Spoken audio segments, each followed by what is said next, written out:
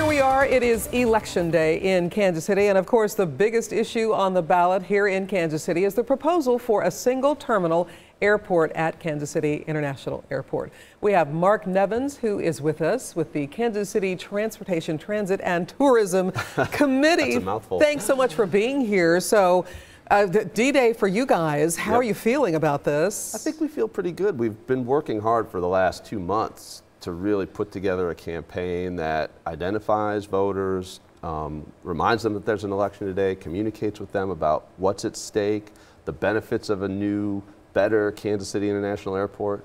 And now it's just time to execute the plan. And to see what happens. And have you heard about voter turnout yet? Are you hearing any kind of exit polling? We haven't done any exit polling, but what we found is that turnout is pretty steady across the city. I think that's encouraging, regardless of how you're going to vote on this thing. And I hope people are voting yes, obviously, but regardless of how people vote, participation in something like this is what's important. So the more people that get out and vote, the better it is for the city. That way more people have a say about what happened. Absolutely. All right, so you guys have been campaigning, of course, for a vote yes, but also, I mean, I've been seeing ads, and there was a big campaign, especially toward the end, the push for a vote no. And one of the things that the vote no people are saying is that we just don't know enough. There's just not enough information about exactly what's going to happen and whether or not we will end up having to pay taxes and whether it will cost us as taxpayers to have this single terminal concept. Right. I've heard the arguments. They just don't ring true, and I think they're grasping a little bit toward the end. We've done a pretty good job of getting out there and telling people what's at stake. This is a big project, but there's no tax money at stake. This will be paid for by money generated at the airport. Concessions fees, parking fees, ticketing fees. If you use the airport, you pay for it. If you don't use the airport, you don't pay for it.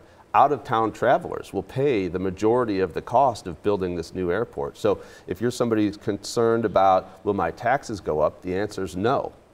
Now, what about the whole convenience thing? That's another big hot topic about this KCI new single terminal concept. A lot of people still like the old concept of driving up to the terminal you need and walking on it. Right. Well, there's a lot of different ways to judge convenience, right? So the distance from the gate to the doors is one way to measure the convenience. But for people who take an Uber home or a taxi cab home, that wait for that ride to get all the way out from that distant parking lot adds to the time it takes for you to get home. If it is a little bit further to the doors, but a shorter wait for the cab or the Uber to get to you, now you're waiting less time. That's more convenient.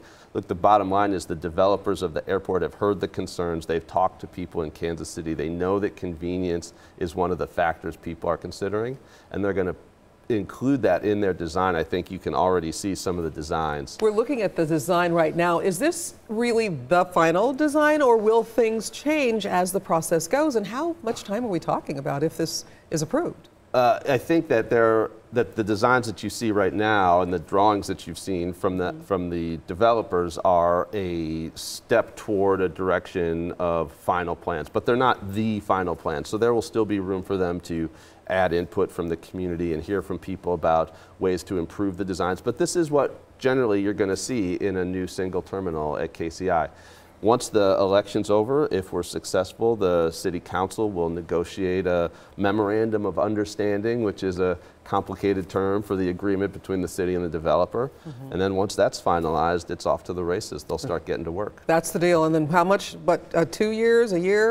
You know, I think it depends on some of the design elements, but yeah, it'll be a little while. We're not going to be walking into a new airport next week. Okay. All right. Thanks so much for coming and for Thanks sharing. for having me. We'll, of course, have all the election results coming up on 41 Action News tonight.